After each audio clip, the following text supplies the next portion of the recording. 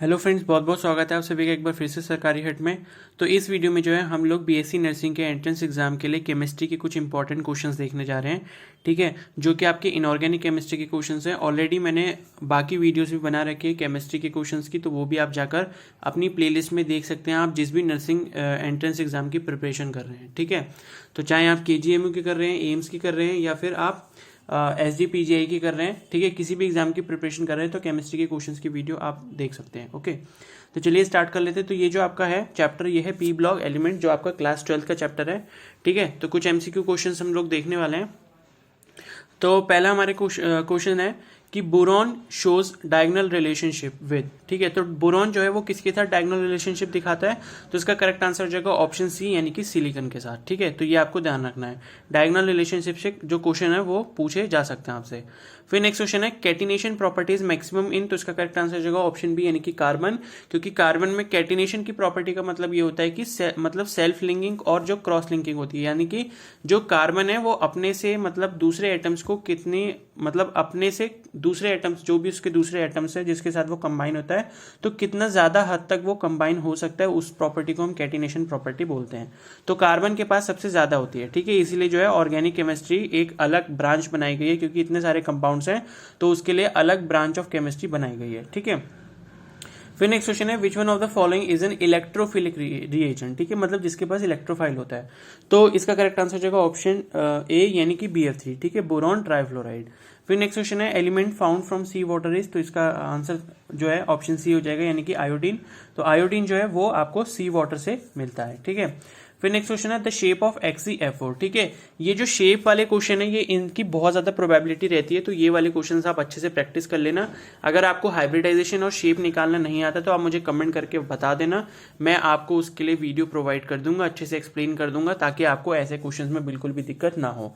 ठीक है, तो ये क्वेश्चन है the shape of XeF4 is, तो XeF4 की जो शेप है वो कौन सी होती है, तो इसका करेक्ट आंसर हो जाएगा ऑप्शन बी, यानी कि स्क्वायर प्लेनार। ठीक है, फिर नेक्स्ट क्वेश्चन है which of the following is the strongest Lewis acid. ठीक है, तो इसका जो करेक्ट आंसर हो जाएगा वो हो जाएगा ऑप्शन बी, यानी कि BCl3। ठीक है, तो बोरॉन ट्राइक्लोराइड जो है ये आपका स्ट्रॉन्गेस्ट लुईस एसिड है इन सभी में, BF3, BCl3, BBr3 और BI3 की कैटेगरी में। ठीक है, फिर नेक्स्ट क्वेश्चन है which of the following does not form hydrogen bonding, तो इनमें से किस में नहीं है हाइड्रोजन बॉन्डिंग, तो इसका करेक्ट आंसर है ऑप्शन सी, यानी कि HCl में, क्योंकि हाइड्रोजन बॉन्डिंग जो है वो हाइड्रोजन किस किस के साथ बनाता है, फ्लोरीन के साथ बनाता है, ऑक्सीजन के साथ बनाता है और नाइट्रोजन के साथ बनाता है। ठीक है, फिर नेक्स्ट क्वेश्चन है main source of helium is, तो हीलियम का सोर्स जो है वो कौन सा है, तो इसका करेक्ट आंसर हो जाएगा ऑप्शन सी, यानी कि मोनाजाइट।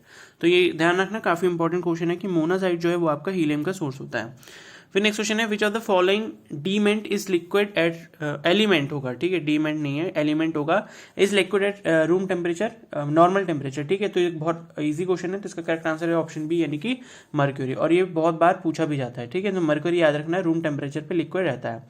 फिर नेक्स्ट क्वेश्चन है which of one of the following is least basic, तो इन सभी कैटेगरीज में, यानी कि नाइट्रोजन के जो भी आपके क्लोराइड मतलब ये हैलाइड्स हैं नाइट्रोजन के, उनमें से सबसे कम बेसिक कौन सा है, तो इसका करेक्ट आंसर हो जाएगा ऑप्शन सी, यानी कि Ni3। ठीक है, नाइट्रोजन ट्राई आयोडाइड, तो ये जो है आपका लीस्ट बेसिक हो जाएगा। फिर नेक्स्ट क्वेश्चन है H2SO4, तो ये तो बहुत इजी क्वेश्चन है, H2SO4 क्या है, एक एसिड है। फिर नेक्स्ट क्वेश्चन है modern periodic table is given by, तो ये जो है इसका करेक्ट आंसर हो जाएगा मेंडलीव। मेंडलीव नहीं होता, ठीक है, मेंडलीव होता है, तो मेंडलीव याद रखना, मेंडलीव जी हैं जो जिन्होंने क्या है आपकी मॉडर्न पीरियोडिक टेबल को दिया है। ठीक है, फिर नेक्स्ट क्वेश्चन है which one of the following elements is found in free state in nature. ठीक है, तो सोडियम नहीं मिलता क्योंकि बहुत ज्यादा रिएक्टिव है, और आयरन भी नहीं होता है और जिंक भी नहीं होता है। ठीक है, क्योंकि आयरन के आपने और पढ़े होंगे, जैसे हेमाटाइट, मैग्नेटाइट, ठीक है, साइटाइट, और जिंक के भी और होते हैं, और गोल्ड जो होता है वो आपका फ्री स्टेट में एग्जिस्ट करता है। ठीक है, और फिर नेक्स्ट क्वेश्चन है which one of the following is the strongest oxidising agent. इस तरीके के क्वेश्चन भी बहुत पूछे जाते हैं कि इनमें से कौन सा जो स्ट्रॉन्गेस्ट ऑक्सीडाइजिंग एजेंट होगा। ठीक है, तो ये डाई हैलाइड्स हैं सारे, तो डाई हैलाइड्स की कैटेगरी में जो है आपका F2, यानी कि फ्लोरीन जो है वो आपका सबसे ज्यादा स्ट्रॉन्गेस्ट ऑक्सीडाइजिंग एजेंट होता है। फिर नेक्स्ट क्वेश्चन है which of the following has maximum ionisation potential, तो इनमें से मैक्सिमम जो है आयनाइजेशन पोटेंशियल किसका होगा, इसका करेक्ट आंसर हो जाएगा ऑप्शन बी, यानी कि फॉस्फोरस। फिर नेक्स्ट क्वेश्चन है the number of POP bonds. ठीक है, phosphorus oxygen phosphorus bonds in cyclic metaphosphoric acid is. ठीक है, तो इन सब के जो भी आपके स्ट्रक्चर एनसीईआरटी में दे रखे हैं वो एक बार जरूर देख लेना। तो इसमें से इस तरीके के क्वेश्चंस काफी पूछ लिए जाते हैं कि पीओपी बॉन्ड कितने होंगे, ठीक है, पीओ बॉन्ड कितने होंगे, तो इस तरीके के क्वेश्चन पूछ जाते हैं। तो इसका करेक्ट आंसर जाएगा ऑप्शन ए यानी कि 2, यानी कि 2 जो होते हैं वो आपके पीओपी बॉन्ड्स मिलते हैं किसमें, साइक्लिक मेटाफॉस्फोरिक एसिड में। फिर नेक्स्ट क्वेश्चन है which of the following oxides is an hydride of nitrous acid.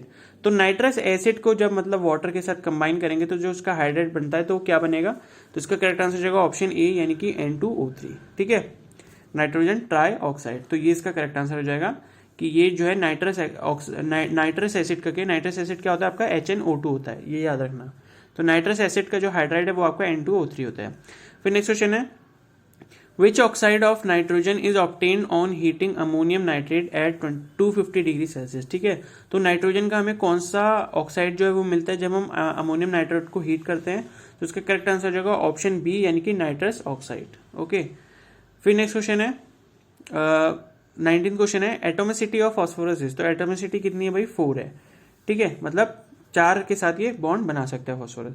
फिर नेक्स्ट क्वेश्चन है the structure of white phosphorus. ये क्वेश्चंस भी काफी इंपॉर्टेंट होते हैं। ठीक है, कि व्हाइट फॉस्फोरस हो गया, रेड फॉस्फोरस हो गया, इनके स्ट्रक्चर कैसे होते हैं, तो इसका करेक्ट आंसर जाएगा ऑप्शन सी यानी कि टेट्राहेड्रल।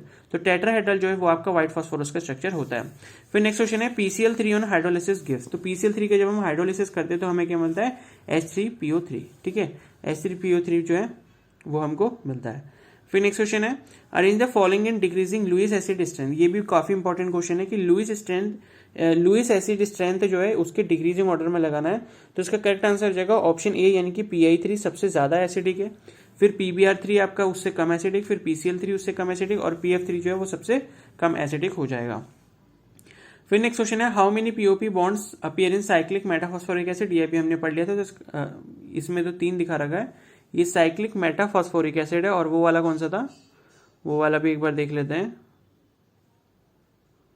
साइक्लिक मेटाफॉस्फोरिक एसिड, इसमें 2 शो कर रखे हैं, और यहां पर जो है आपके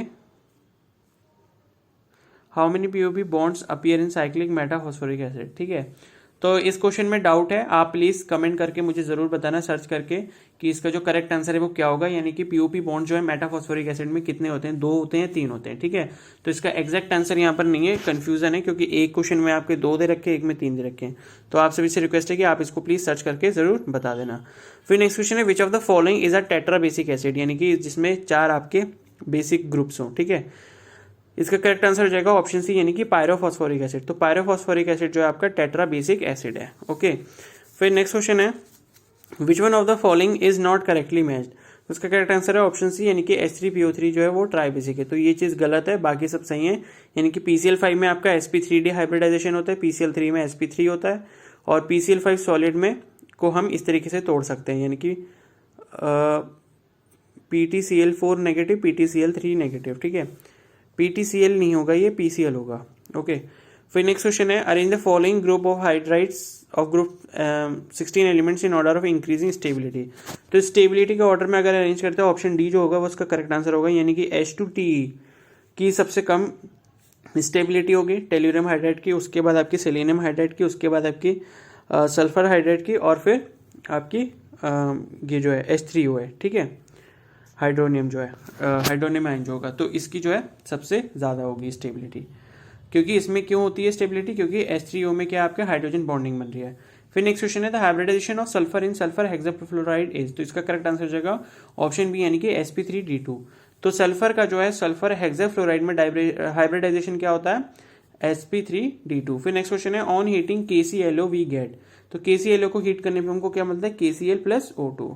फिर नेक्स्ट क्वेश्चन है which of the following is not correctly match. तो कौन सा करेक्टली मैच नहीं है, इसका करेक्ट आंसर हो जाएगा ऑप्शन सी यानी कि न्यूट्रल ऑक्साइड्स CO2, CO और BO। ठीक है, CO2 शायद एसिटिक ऑक्साइड होता है, तो ये आप देख लेना। ये बाकी से सही है, यानी कि बेसिक ऑक्साइड सही दे रखे हैं, न्यूट्रल दे रखे हैं ना, न्यूट्रल तो गलत है, एसिडिक सही है, बेसिक सही है, और एम्फोटेरिक सही है।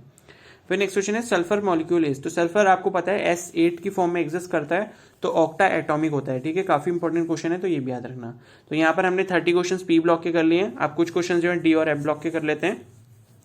नेक्स्ट क्वेश्चन है oxidation number of gold metal is. तो गोल्ड मेटल का जो ऑक्सीडेशन नंबर है, यानी कि Ag का जो Ag, ठीक है, Ag नहीं, Ag तो सिल्वर होता है, Au जो है यानी कि गोल्ड मेटल जो है उसका क्या होता है, +1 होता है आपका ऑक्सीडेशन नंबर।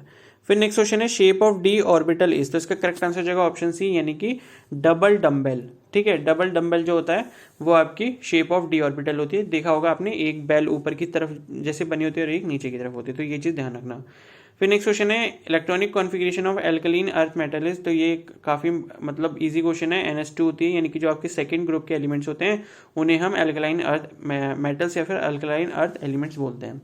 फिर नेक्स्ट क्वेश्चन है lanthanoid contraction is due to increase in, lanthanoid contraction पे कई बार क्वेश्चंस पूछे जाते हैं, काफी इंपॉर्टेंट है, तो इसका करेक्ट आंसर जाएगा ऑप्शन बी यानी कि अफेक्टिव न्यूक्लियर चार्ज। तो अफेक्टिव न्यूक्लियर चार्ज के कारण क्या होता है, आपका लेंथेनॉइड कॉन्ट्रैक्शन होता है। फिर नेक्स्ट क्वेश्चन है which one of the following is called green vitriol, काफी ज्यादा इंपॉर्टेंट क्वेश्चन है, अच्छे से इसको देख लो। तो इसका करेक्ट आंसर है ऑप्शन ए यानी कि FeSO4 S और 7H2O। ठीक है, तो ग्रीन विट्रियोल हम किसे कहते हैं, FeSO4 7H2O को। फिर नेक्स्ट क्वेश्चन है which block of elements are known as transition elements, ये आप सभी को पता होगा, काफी इजी क्वेश्चन है, यानी कि डी ब्लॉक एलिमेंट्स होते हैं। ठीक है, ओके, तो डी ब्लॉक एलिमेंट्स को क्या कहते हैं हम, ट्रांजिशन एलिमेंट्स कहते हैं। फिर नेक्स्ट क्वेश्चन है most abundant element in earth crust is, ठीक है, तो इस तरीके के क्वेश्चन भी पूछे जाते हैं, तो ये याद रखना कि आपका सिलिकॉन जो है वो आपका क्या है, मोस्ट अबेंडेंट एलिमेंट है अर्थ क्रस्ट में। ठीक है, आई थिंक ये क्वेश्चन में मुझे थोड़ा सा डाउट लग रहा है, क्योंकि कोई गड़बड़ होगी तो मैं इसको कमेंट कर दूंगा, ठीक है, बता दूंगा आपको। फिर नेक्स्ट क्वेश्चन है which one of the following is diamagnetic ion, तो इनमें से डायमैग्नेटिक कौन सा है, Zn+2।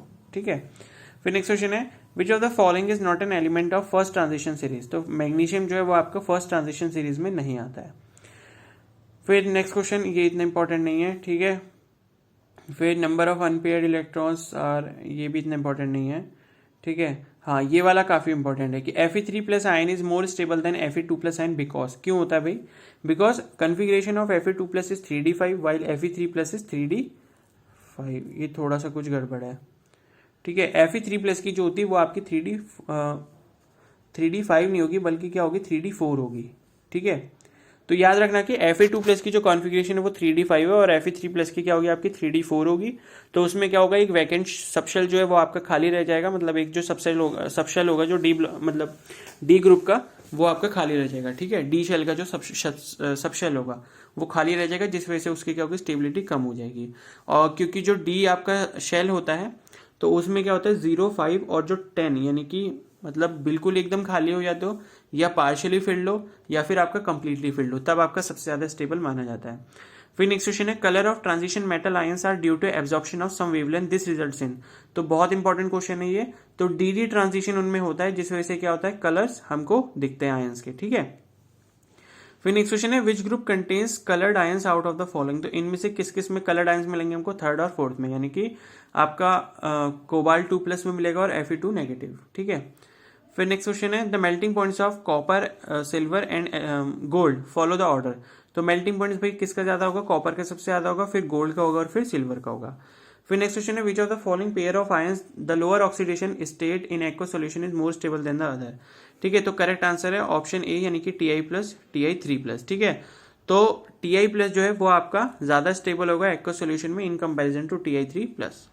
फिर नेक्स्ट क्वेश्चन है which of the following ions have the same electronic configuration, तो इसका करेक्ट आंसर हो जाएगा ऑप्शन बी यानी कि Fe3+, Mn2+। ओके, फिर नेक्स्ट क्वेश्चन है the melting point of copper is higher than that of zinc because, ये भी काफी ज्यादा इंपॉर्टेंट क्वेश्चन है, क्यों, because the electrons of copper are involve in metallic bonding. ठीक है, तो इस वजह से क्या होता है, कॉपर का जो आपका मेल्टिंग पॉइंट वो ज्यादा होता है। फिर नेक्स्ट क्वेश्चन है Zr and HF have almost equal atomic and ionic radius because of, तो इसका करेक्ट आंसर हो जाएगा ऑप्शन बी यानी कि लेंथेनॉइड कॉन्ट्रैक्शन। ठीक है, लेंथेनॉइड कॉन्ट्रैक्शन काफी ज्यादा इंपॉर्टेंट टॉपिक है, इसको प्लीज अच्छे से आप लोग पढ़ लेना। फिर नेक्स्ट क्वेश्चन है which of the following is not an amphoteric ion, तो इनमें से इसका आंसर हो जाएगा ऑप्शन सी यानी कि Fe3+ जो है वो आपका एम्फोटेरिक आयन नहीं है। फिर नेक्स्ट क्वेश्चन है what happens when potassium iodide reacts with acidic solution of potassium dichromate, तो इसका करेक्ट आंसर है all the products are form. ठीक है, तो क्या क्या होगा, जब पोटेशियम आयोडाइड आपका पोटेशियम डाइक्रोमेट के साथ जो है रिएक्ट करेगा, तो वो क्या होगा रिएक्शन, वो एक तो आयोडीन को लिबरेट करेगा, पोटेशियम सल्फेट बनेगा और क्रोमियम सल्फेट बनेगा। ठीक है, फिर नेक्स्ट क्वेश्चन है the number of moles of KMnO4 that are needed to react completely with 1 mole of ferrous oxalate in acidic solution is, ठीक है, तो कितने मोल चाहिए होंगे KMnO4 के, ताकि जो है 1 मोल ऑफ फेरस ऑक्सलेट जो है आपका एसिडिक सॉल्यूशन में कंप्लीटली रिएक्ट कर जाए, तो इसका करेक्ट आंसर जाएगा ऑप्शन ए यानी कि 3/5। थोड़ा ठीक है, तो थोड़ा सा इंपॉर्टेंट क्वेश्चन है, इसको देख लेना।